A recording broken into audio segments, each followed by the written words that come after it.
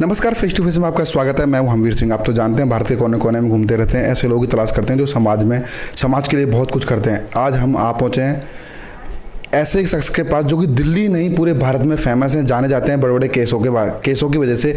वो बहुत ही बड़े बड़े केसेस लड़ते हैं दिल्ली के अलावा। उनका नाम है अशोक कुमार जी। जानेंगे उन्होंने अपने कैरियर की शुरुआत कैसे की, और जो लोग इस फील्ड में जाना चाहते हैं, जो बच्चे तैयारी कर रहे हैं, वो कैसे तैयारी करें, कैसे आगे बढ़ें। सर, आपका स्वागत है फेस टू फेस में। जी नमस्कार। जैसा कि आपने अपने कैरियर की शुरुआत कैसे की सर, और यहाँ तक का सफ़र कैसा रहा आपको, और कौन सा कोई यादगार पल जो आपको बार बार याद आता है? तो बहुत सारे क्वेश्चंस तो एक लाइन से पूछ दिया आपने। सबसे पहले कि पहला क्वेश्चन आपका यह है कि मैं अपने करियर की शुरुआत कैसे करी। जी सर। मैंने ग्रेजुएशन के बाद मैंने लॉ की पढ़ाई दिल्ली विश्वविद्यालय से की। 2007 के बैच में पास आउट हूँ और तब से मैं 12-13 साल हो गए मैं दिल्ली में प्रैक्टिस कर रहा हूँ। मैं दिल्ली के तमाम district courts, high court, supreme court, India के बाहर दिल्ली के बाहर जैसे बॉम्बे, अहमदाबाद, इलाहाबाद, बेंगलोर के बेंचेस में मैंने प्रैक्टिस करी है। ठीक है, जहाँ मैं रेगुलर विजिटर हूँ और ऑलमोस्ट एवरी मंथ मेरा आना जाना होता है, और दिल्ली में के ऑलमोस्ट सारे कोर्ट्स में प्रैक्टिस करता हूँ। जी। जैसा कि सर आपने एक नोएडा में मायावती स्टैचू का जो केस था, उसके भी वकील हैं आप, उस केस के बारे में थोड़ा सा बताइए। और एक केस भी बहुत फेमस था धनंजय का, जो सांसद से दिल्ली में एक मर्डर केस हुआ था। इन दोनों केसों के बारे में बताइए थोड़ा सा दर्शकों को, ये काफ़ी चर्चित केस थे। ये नोएडा वाला जो केस है, जो ये बेसिकली PIL है, जो मेरे एक फ्रेंड हैं रविकांत जी, वो प्रेसिडेंट हैं शक्ति वाहिनी, एक संस्था है NGO का जो वुमेन ट्रैफिकिंग के लिए काम करती है।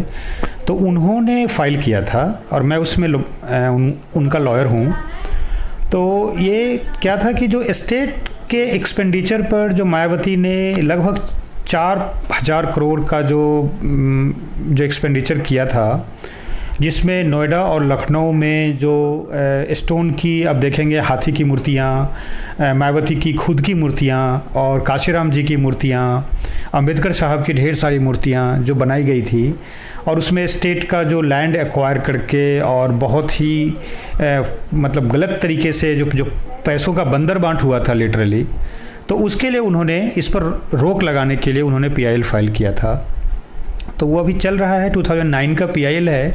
अभी उसकी last hearing chief justice Ranjan Gogoi ji के कोर्ट में था, और उसके बाद फिर हियरिंग हो नहीं पाई, कोविड वगैरह आ गया। फिर बीच में राम मंदिर की हियरिंग की वजह से बेंच इतने बिजी थे कि हमारी मैटर्स टेकअप नहीं हो पाया। मैं उम्मीद करता हूं कि अब जब फिजिकल हियरिंग स्टार्ट होगी तो हमारा मैटर लिया जाएगा। उसमें लास्ट ऑब्जर्वेशन था गोगोई साहब का कि उन्होंने उनके लॉयर को कहा था, स्टेट ऑफ UP और मायावती जी के वकील को कहा था कि ये जो स्टेट एक्सचेकर का पैसा है, अल्टीमेटली वो आपको रिफ़ंड करना पड़ेगा। तो ये एक बहुत बड़ा ऑब्जर्वेशन था। हालांकि ये ऑर्डर में रिकॉर्डेड नहीं है, ये वर्बल ऑब्जर्वेशन था कोर्ट का। जी सर, दूसरा केस धनंजय केस बहुत फेमस था, उसके बारे में थोड़ा सा बताइए। वो उसमें मैं धनंजय सिंह का लॉयर नहीं था जी। मैं उनकी वाइफ को रिप्रेजेंट करता था, जिनके ऊपर 302 के चार्जेस थे जी। एक हाउसमेड का मर्डर का ये मामला है। ठीक है, तो मैं कुछ दिनों तक उस केस में लॉयर था, राइट, लेकिन अभी वो केस हमारे पास है नहीं। ठीक है, तो मैं उसके बारे में ज़्यादा टिप्पणी नहीं करूँ। सर, जैसा कि आप बहुत बड़े बड़े केस लड़ते हैं, लेकिन मैं आम जनता की जानकारी के लिए, समझदारी के लिए उनको भी पता होना चाहिए। जैसे कुछ अनपढ़ महिलाएं होने के नाते उनके पति उनको डिवोर्स दे देते हैं, और वो अपने अधिकार से कैसे उनसे अपना वो ले सकते हैं गुजारा भत्ता, उसके बारे में थोड़ा जानकारी दीजिए। नहीं, डिवोर्स तो ऐसे हिंदू समाज में जिन पर हिंदू मैरिज एक्ट अप्लीकेबल है जी। उसमें तो अनपढ़ महिला हो या पढ़ी लिखी महिला हो, कोई डिवोर्स ऐसे तो नहीं ले सकता। हाँ, मुस्लिम में ये इंस्टेंट ट्रिपल तलाक का प्रोविज़न था, जिसको कोर्ट ने उसको स्ट्रक डाउन किया, फिर सरकार ने उस पर कानून बना दिया। जी। लेकिन आज भी वहाँ पर जो तलाक जो एक सर्टेन टर्म के बाद दिया जाता है, वो आज भी मतलब अप्लीकेबल है। ठीक है, उसको भी हटाए जाने की ज़रूरत है। हिंदू मैरिज एक्ट के अंदर ऐसे ऑल ऑफ सडन डिवोर्स होता नहीं है। पहली बात। दूसरी बात कि अगर कोई महिला अनपढ़ है या अफोर्ड नहीं कर सकती लीगल एक्सपेंसेस को, गरीब है, तो उसके लिए हर ज़िला में विधिक न्यायिक सेवाएं हैं, उनके तहत उनको फ्री लीगल एड और वकील उनको मुहैया कराया जाता है। हर ज़िला में मध्यस्थता केंद्र है, हर ज़िला में एक फैमिली कोर्ट है। अगर आप फैमिली कोर्ट में जाकर बोलेंगे कि मैं अपना वकील नहीं कर सकता, मेरे पास उतना फ़ी नहीं है, पैसा नहीं है, तो आपको फैमिली कोर्ट आपको डीएलएसए के पास ले जाएंगे और वहाँ आपको फ्री में लीगल एड के थ्रू आपको लॉयर मिलता है। बस थोड़ी अवेयर होने की आवश्यकता है, अवेयर होने की आवश्यकता है, अपने अधिकारों को जानने की आवश्यकता है, और हर जगह सारी सुविधाएं हैं। सुप्रीम कोर्ट से लेकर के जिला के निचली अदालतों तक आपको वकील, आपको डीएलएसए के थ्रू जो न्यायिक विधिक सेवाएं हैं जो हर राज्य सरकार की, उसके थ्रू आपको फ्री लॉयर आपको मिलता है, लीगल एडवाइस मिलता है, आपको लॉयर भी मिलते हैं लीगल रिप्रेजेंटेशन के लिए।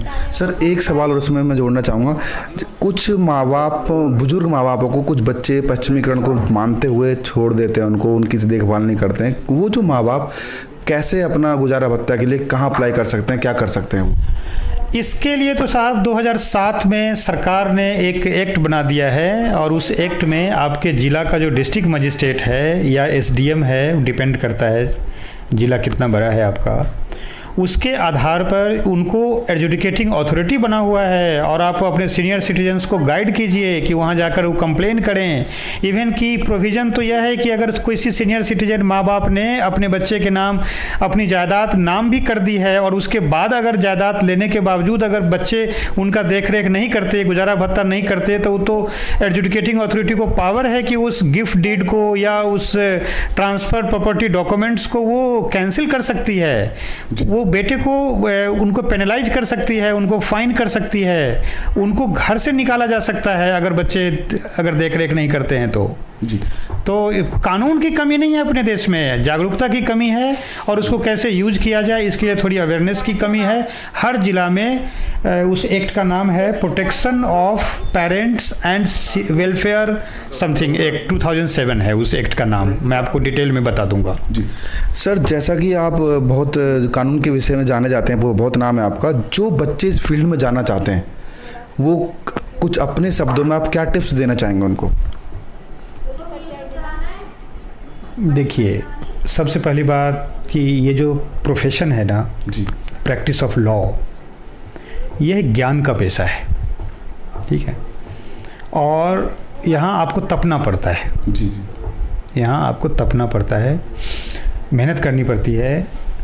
आजकल मैं बहुत दुखी होता हूँ जब मैं ट्रेंड देखता हूँ बड़े बड़े नेशनल लॉ स्कूल्स के बच्चे लीगल प्रोसेसिंग आउटसोर्सिंग और तमाम कॉरपोरेट में जहाँ वो लीगल क्लर्क से ज़्यादा उनकी हैसियत नहीं होती और वो बन जाते हैं, सिर्फ उनको इनिशियल पैकेज लिक्रेटिवली ऑफ़र किए जाते हैं। तो वो बेसिकली मैं उन बच्चों को, खैर मैं अब क्या बताऊं, लेकिन जो बच्चे हमारे प्रोफेशन में प्रैक्टिस में लिटिगेशन में आना चाहते हैं उनके लिए मैं आपको टिप्स ये दूंगा, मतलब आपके माध्यम से मैं ये बताना चाहूँगा कि एक तो सबसे पहले डिस्ट्रिक्ट कोर्ट में कम से कम 4 से 5 साल प्रैक्टिस करना ज़रूरी है। जी, ठीक है। वो जो बच्चे इंटर्नशिप के नाम पे आते हैं, लेकिन जो उनको लीगल रिसर्च और तमाम काम में लगा दिया जाता है, ब्रीफिंग के काम में लगा दिया जाता है, उससे उनमें ग्रोथ नहीं होगा। उनको ग्रास रूट लेवल पर जिला अदालतों में पुलिस कंप्लेंट कैसे लिखी जाती है वहाँ से शुरू करना पड़ेगा। एक लीगल नोटिस कैसे बनाया जाता है, सूट कैसे तैयार किया जाता है, उसका रिप्लाई कैसे बनाया जाता है, एविडेंस कैसे लीड करते हैं, ठीक है।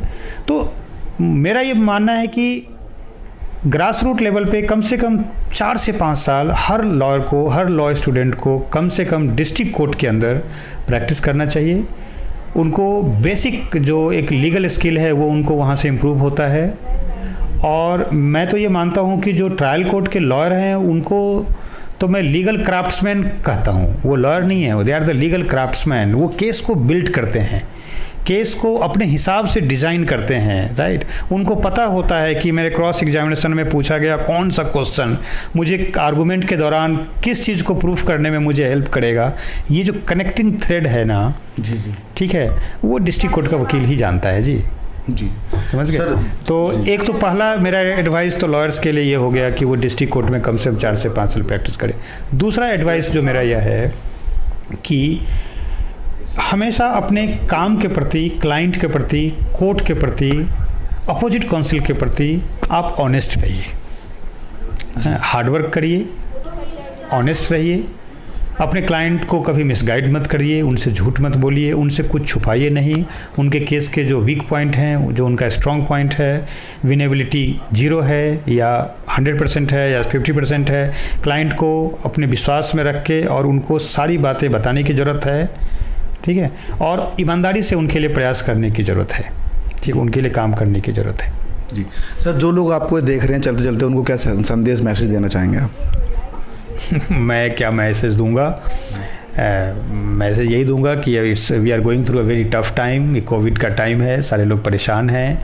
अपने हेल्थ का ध्यान रखिए, सोशल डिस्टेंसिंग का पालन कीजिए, अपने बच्चों को बचाइए, मिनिमम से मिनिमम कोशिश कीजिए कि गैदरिंग्स में जाएं, त्योहारों में भी भीड़ इकट्ठा मत करिए, स्वस्थ रहिए, खुश रहिए। जी धन्यवाद सर।